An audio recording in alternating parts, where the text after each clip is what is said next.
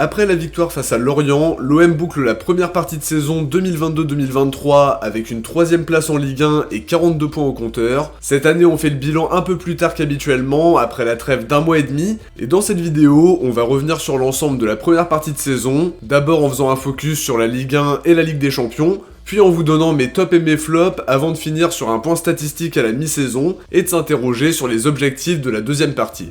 De votre côté, donnez-moi vos avis sur la première partie de saison de l'OM sous les ordres de Tudor. Est-ce que vous êtes convaincu par le coach croate et qui sont vos tops et vos flops à la mi-saison? J'attends vos avis en commentaire. On commence tout de suite par un focus sur la Ligue 1. Comme on l'a rapidement évoqué en intro, on termine la phase aller avec 42 points et une 3ème place au classement. C'est le meilleur total de points de l'histoire de l'OM depuis que la victoire rapporte 3 points. Sur le plan comptable, c'est vraiment pas mal, ça fait une moyenne de plus de 2 points par match, et pourtant on est entre guillemets que 3ème, nouvelle preuve s'il en fallait une de l'excellent début de saison de Lens. En tout cas, pour revenir sur notre première partie de saison, on peut finalement la découper en 3 parties assez nettement. La première avec une série de 9 matchs sans défaite en Ligue 1, un gros trou d'air au milieu avec la défaite contre Ajaccio, les 2 défaites contre Paris et Lens, et le très frustrant match nul contre Strasbourg. La 3ème partie commence après la défaite contre Tottenham avec une série de 6 victoires en championnat, avec Lyon et Monaco avant la trêve, et l'enchaînement Toulouse, Montpellier, Troyes, Lorient plus récemment. On a montré une belle régularité et le classement le montre bien. Finalement, si on regarde, on se rend bien compte qu'on a perdu 2 matchs de plus que Paris et Lens, et c'est bien sûr les 2 défaites sur les confrontations directes qui nous mettent un peu à distance. Comme on l'a dit, ça a été plutôt régulier malgré un moment de doute entre les 2 grosses séries, une mauvaise période qui intervient en plein milieu de la Ligue des Champions, avec les matchs qui s'enchaînent tous les 3 jours, et qui se termine après l'élimination de toute Coupe d'Europe. Ça aurait pu être un énorme coup d'arrêt, et tout le monde a réussi à se remettre dedans pour qu'on soit maintenant sur une série super positive à la mi-saison. Certains de nos effectifs précédents n'auraient certainement pas réussi à se relever de ça. Sur la Ligue des Champions justement, la première chose à dire c'est que ça se joue sur des détails, l'expulsion de Bemba contre Tottenham alors qu'on fait une première mi-temps de très haut niveau, il y a aussi l'erreur de Bailly qui coûte cher contre Francfort, mais derrière on bat le Sporting à l'aller et au retour, et finalement ça relance tout après des débuts bien compliqués malgré de belles promesses. Contre le Sporting aussi, ça va se jouer sur des faits de jeu, on les a bien provoqués à l'aller avec Sanchez qui sort le gardien de son match, au retour on est à nouveau en supériorité numérique, la défaite à Francfort par contre vient casser un petit peu la dynamique parce qu'on aurait pu faire un très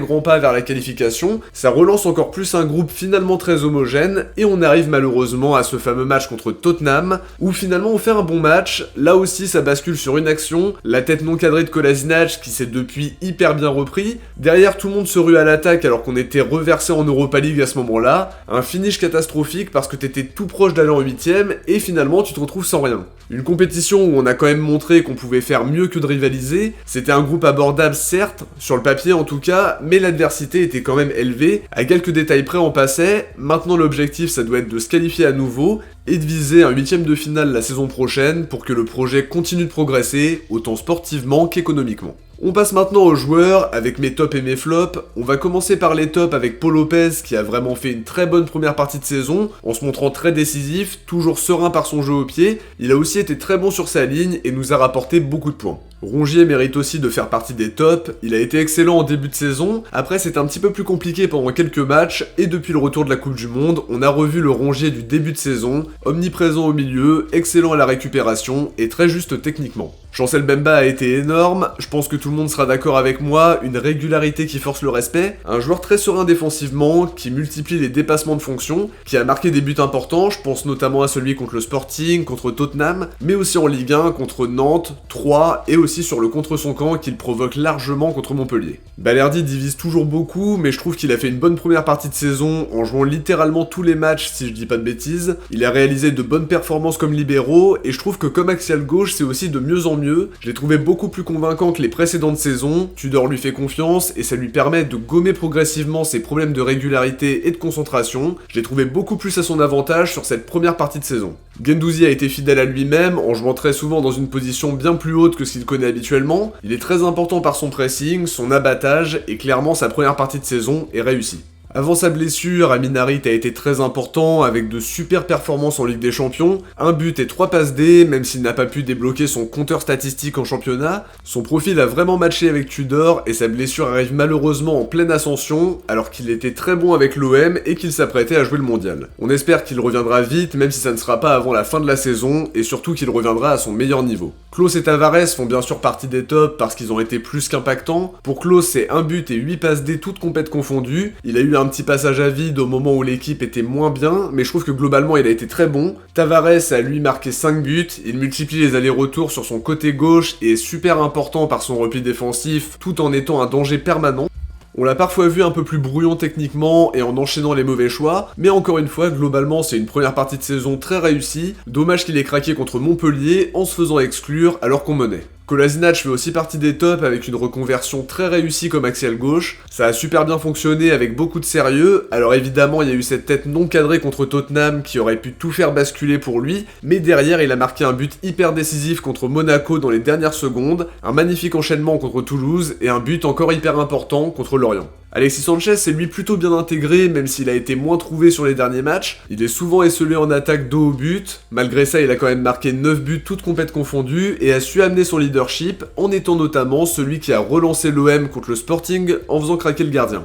On l'a senti un petit peu moins bien depuis la reprise du championnat, mais son magnifique but contre Lorient va sûrement lui donner la confiance qui lui manquait sur les dernières semaines. Verretou mérite aussi d'être dans les tops, ça aussi ça peut être discutable. Il est souvent précieux au milieu de terrain, après des débuts un petit peu timides, je trouve qu'il est quand même de mieux en mieux. Il joue un peu plus libéré, et avec sa qualité de passe et de récupération, il nous apporte beaucoup au milieu, en étant largement un des indiscutables de Tudor. Il est sur une très bonne lancée, et on espère qu'il va confirmer sur la deuxième partie de saison. Côté flop, je vais citer Luis Suarez, qui a malgré tout mis 3 buts et délivré une passe D. On a quand même rapidement senti que c'était une erreur de casting, et la direction a bien réagi en lui trouvant une porte de sortie cet hiver. Gerson n'a pas réussi à s'intégrer dans le dispositif de Tudor, 2 buts contre Auxerre et Angers, mais rien de vraiment concluant, pour un joueur si important la saison dernière, et qui a déjà quitté l'OM pour faire son retour à Flamengo. Payet a eu moins de temps de jeu en championnat et a vraiment très peu joué en Champions League. Il termine la première partie de saison avec 2 buts et 3 passes D, mais son rôle est malgré tout de moins en moins important au fil du temps. Espérons qu'il nous fasse une grosse deuxième partie de saison. Issa Kaboré est lui venu dans un rôle de doublure à Klose. Il a joué 15 matchs pour un but, mais n'a pas réussi à montrer son meilleur visage sur l'ensemble de la première partie de saison, même s'il semble monter en puissance en l'absence de Klose. Ça n'empêche que je le vois pas spécialement renverser la hiérarchie pour autant. Parmi les joueurs que je classerais pas dans les tops ni dans les flops, mais plutôt dans quelque chose d'intermédiaire, comme les joueurs pour qui ça a été encourageant. Je pense à Gigot qui a très bien fini la phase aller, alors que les débuts étaient quand même plutôt mitigés, avec 2 expulsions contre Nantes et Paris. Il marque à côté de ça 2 buts importants contre Lille et Lyon, 2 passes D contre Toulouse et Lorient, et surtout une grosse présence défensive, avec du dépassement de fonction, de bonnes performances comme axial de la défense à 3. Il monte en puissance, et j'ai beaucoup aimé en particulier les moments où il sort de la défense centrale pour aller attaquer le porteur du ballon,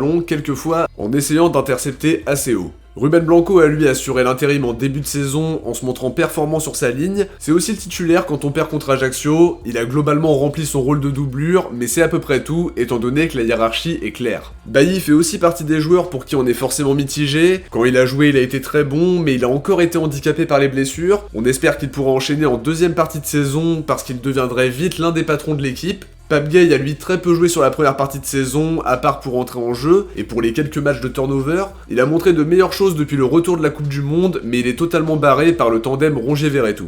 Bamba Dieng était lui totalement écarté du groupe pour la Ligue des Champions, mais aussi pour les 8 premières journées de Ligue 1. Il est depuis revenu, mais doit se contenter de quelques minutes par-ci par-là, 2 titularisations contre Strasbourg et contre hier en Coupe de France et 2 buts à la clé. On espère le voir un peu plus sur les prochains matchs et que sa prolongation sera rapidement bouclée. Pour Cengiz Under, le début de saison a été compliqué en étant beaucoup moins impactant que la saison dernière. Il a eu un petit peu de mal à se faire un rôle plus axial, mais sur les derniers matchs, il a montré de très bonnes choses en étant décisif et capable aussi de jouer piston droit avec beaucoup d'aisance. Depuis la reprise du championnat, il a été très bon avec notamment 2 passes D contre Troyes et Lorient et une grosse implication, y compris face à hier.